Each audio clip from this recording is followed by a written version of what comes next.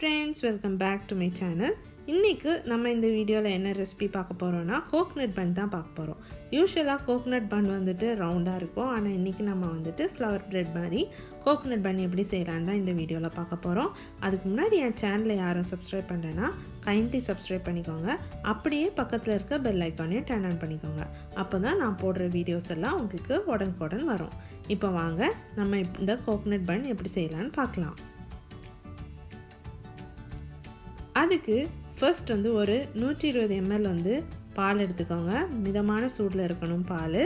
அதுக்கு கூட வந்து நம்ம ஒரு டீஸ்பூன் வந்துட்டு ஈஸ்ட் ஆட் பண்ணிக்கலாம்.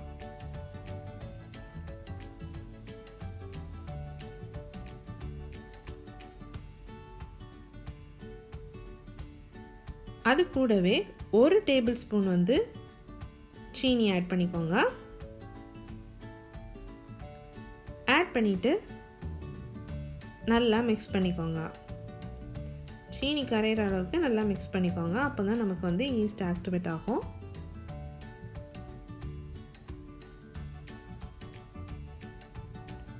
இப்போ இதை ஆக்டிவேட் பண்ணுறதுக்கு ஒரு 15 நிமிஷம் தனியாக எடுத்து வச்சுக்கோங்க.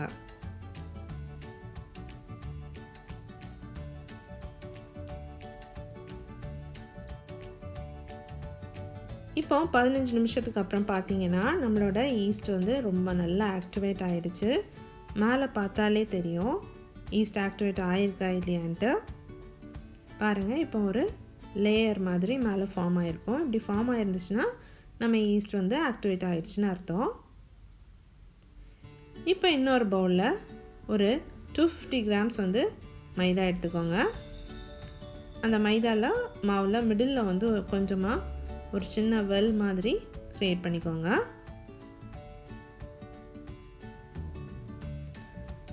அதில் ஒரு முட்டையை அடித்து சேர்த்துக்கோங்க.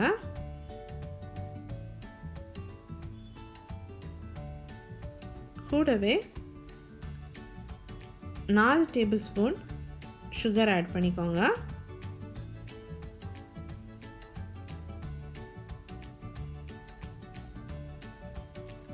$40 கிராம்ஸ் வந்து அன்சால்டட் பட்டர் ஆட் பண்ணிக்கோங்க. பட்டர் வந்து ரூம் டெம்பரேச்சரில் தான் இருக்கணும்.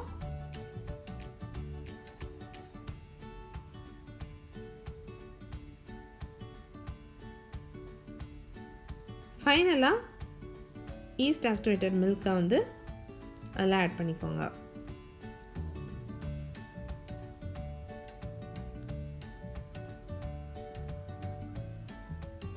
ஒரு அரை டீஸ்பூன் உப்பும் சேர்த்துக்கோங்க. சேர்த்து எல்லாத்தையும் நல்லா மிக்ஸ் பண்ணிக்கோங்க.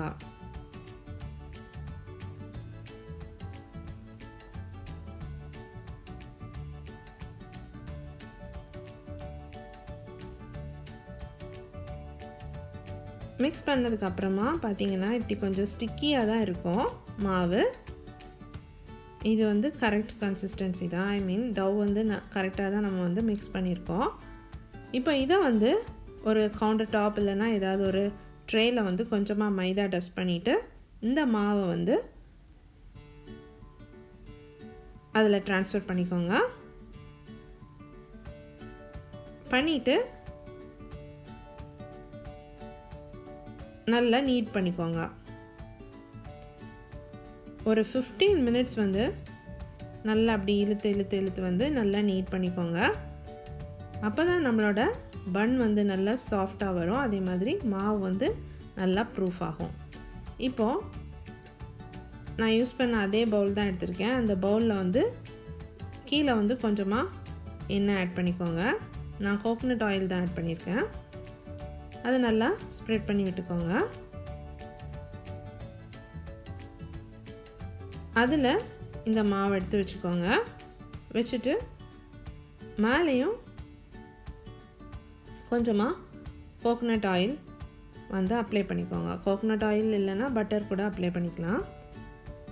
இது ஏன்னா மாவு அப்போ வந்து ட்ரை ஆகாமல் இருக்கும்.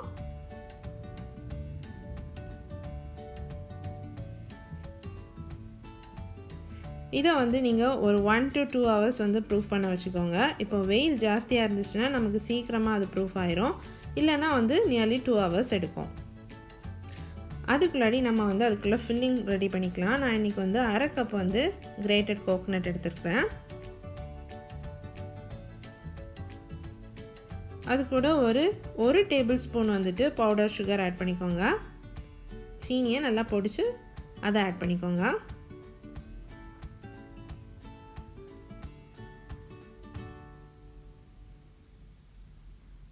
அது கூடவே ஒரு 50 கிராம்ஸ் வந்து டூட்டி ஃப்ரூட்டி ஆட் பண்ணுறேன். நான் வந்து இன்றைக்கி 3 கலர் எடுத்துருக்கிறேன். Green, red and orange. ஒரு 25 கிராம்ஸ் வந்து ரைசன்ஸ் ஆட் பண்ணிக்கோங்க. 10 கிராம்ஸ் வந்து கேஷ்யூ நட்ஸ் ஆட் பண்ணிக்கோங்க. இது வந்து ஆப்ஷனல் தான் கேஷ்யூ நட்ஸ்.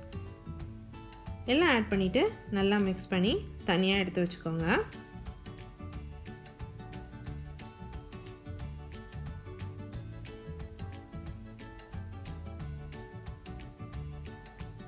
இப்போது நம்மளோட டவ் எப்படி இருக்குன்னு பார்த்துடலாம். இப்போ பார்த்தீங்கன்னா நம்ம மாவு வந்து நல்லா டபுள் த சைஸ் வந்து ப்ரூஃப் ஆகி வந்துடுச்சு. எனக்கு நியர்லி 1.5 hours ஆச்சு இப்படி டபுள் த சைஸ் ஆகிறதுக்கு. இப்போ அந்த மிடில் வந்து ஜஸ்ட் ஒரு பஞ்ச் கொடுத்துக்கோங்க. ஏன்னா முன்னாடி இருக்கிற ஏர் எல்லாம் வந்து ரிலீஸ் பண்ணுறதுக்காண்டி மிடில் ஒரு குத்திக்கோங்க. இப்போ அகெயின் வந்து கவுண்டர் டாப்லேயோ இல்லைனா ட்ரேயில் வந்து கொஞ்சம் மைதா டஸ்ட் பண்ணிவிட்டு இந்த மாவை அதில் ட்ரான்ஸ்ஃபர் பண்ணிக்கோங்க. ட்ரான்ஸ்ஃபர் பண்ணிவிட்டு நல்லா ரோல் பண்ணிக்கோங்க.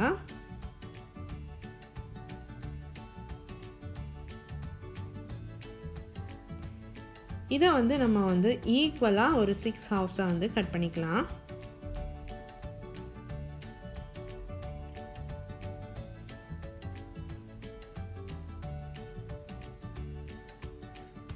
அப்போ தான் நமக்கு வந்து அந்த ஃப்ளவர் ஷேப் கிடைக்கும். ஸோ ஈக்குவலாக வந்துட்டு ஒரு 6 halves-ஆ அதை கட் பண்ணிக்கோங்க.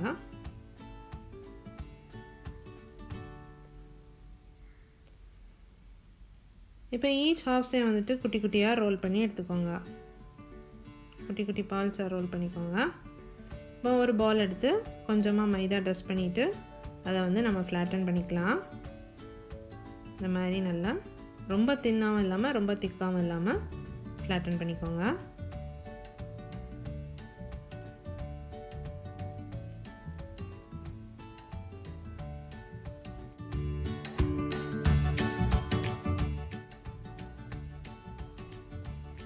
இப்படி ஃப்ளாட்டன் பண்ணதுக்கப்புறமா ஒரு ஹாஃபில் வந்துட்டு இப்படி குட்டி குட்டியாக சின்ன ஸ்லிட்ஸ் போட்டுக்கோங்க. சின்ன சின்ன லைன்ஸ், ரொம்ப கிட்டையும் போடாமல் குட்டி குட்டியாக இப்படி லைன்ஸ் போட்டுக்கோங்க.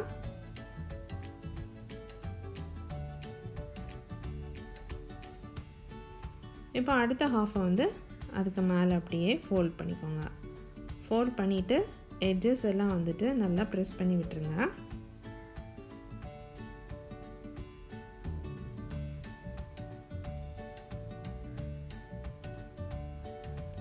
அதுக்கு மிடில் வந்து நம்மளோட ஃபில்லிங் வச்சுக்கலாம்.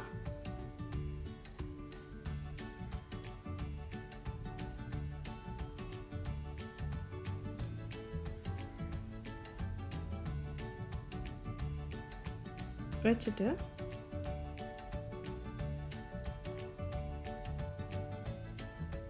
அதை வந்து இப்படி ஃபோல்ட் பண்ணிக்கோங்க. 2 சைட்ஸில் இருந்தும் ஃபோல்ட் பண்ணிவிட்டு எட்ஜஸை வந்து நல்லா ப்ரெஸ் பண்ணி விட்டுக்கோங்க. அப்போ தான் நம்ம ஃபில்லிங் வந்து வெளியே வராமல் இருக்கும். இப்போ பேக்கிங் ட்ரேயை வந்துட்டு நீங்கள் பட்டர் அண்ட் மைதா வச்சு க்ரீஸ் பண்ணிக்கோங்க. சப்போஸ் பட்டர் பேப்பர் இருந்ததுன்னா அது யூஸ் பண்ணிக்கோங்க. இப்போ நம்ம பண்ண ஒவ்வொரு பன்னையும் அதில் வந்து அரேஞ்ச் பண்ணிக்கோங்க. இப்படி ரெஸ்ட் ஆஃப் த பன்ஸ் எல்லாம் செய்து அரேஞ்ச் பண்ணிக்கோங்க. இப்போ நம்ம எல்லா பன்னையும் வந்து ரெடி பண்ணிட்டோம். இப்போ நம்ம ட்ரேயில் அரேஞ்ச் பண்ணிட்டோம். இதை அகெயின் வந்து நம்ம ப்ரூஃப் பண்ண வைக்கணும்.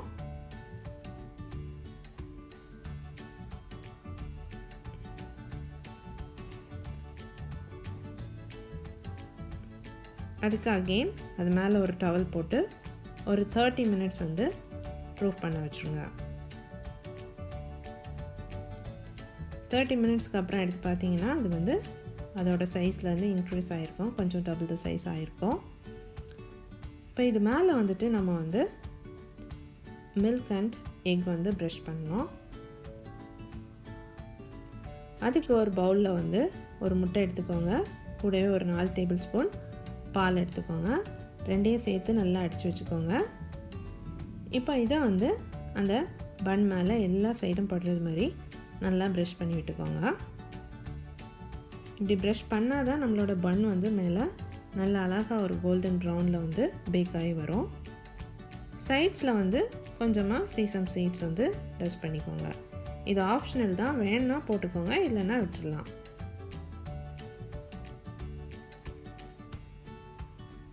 இப்போ நம்ம பன்னை வந்துட்டு நம்ம பேக் பண்ணிடலாம்.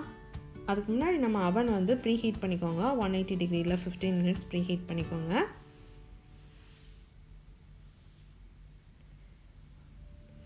ப்ரீ ஹீட் பண்ண அவனில் அகெயின் 30 மினிட்ஸ் வந்து பேக் பண்ணிக்கோங்க. 180 டிகிரி செல்சியஸில் 30 மினிட்ஸ் வந்து பேக் பண்ணிக்கோங்க.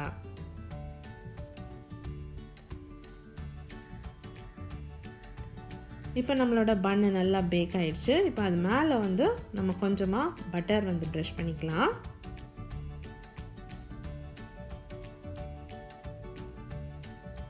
கொஞ்சம் சூடோடு இருக்கிற டைமே பட்டரை வந்து மேலே ப்ரஷ் பண்ணிக்கோங்க.